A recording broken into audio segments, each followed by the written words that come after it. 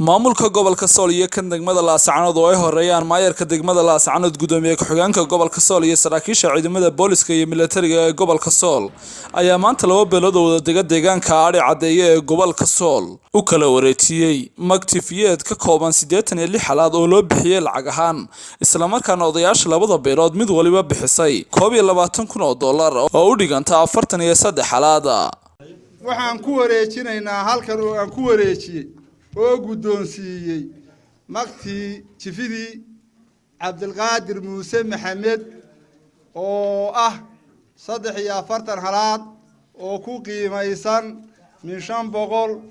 oo isu geyn wadar ah 22,500 waxaan ku wareejiyay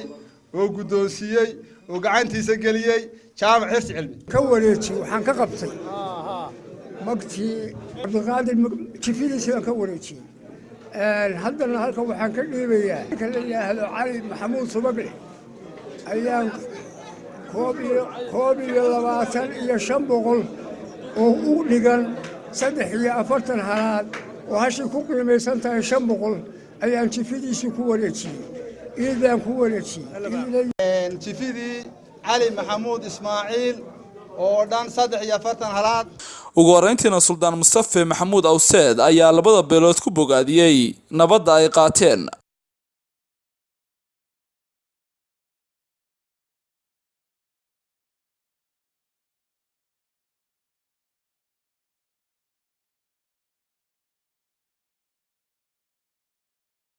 taliye ku-xigeenada ciidamada bilayska iyo militariga gobolka Sool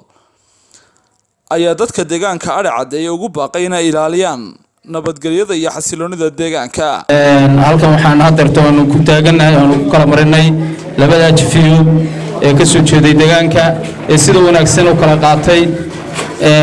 waxa jifida loo kala qaataa in nabadgelyo iyo wanaag iyo la helo waxaanu halkan ku kala wareejinay laba jifiyood oo laba nin oo deegaanka ku kala baxay ah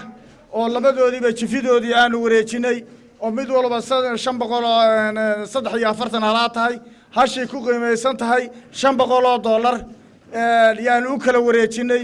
ilaah baa mahadle magdheertiina si dhaqso loo sugayo taasu intaas ay ku ekaatay ugu dambeyntiina maayarka degmada Laascaanood Cabdicasiis Xuseen Tarwal iyo gudoomiye ku-xigeenka gobolka Sool Salmaan Diiriye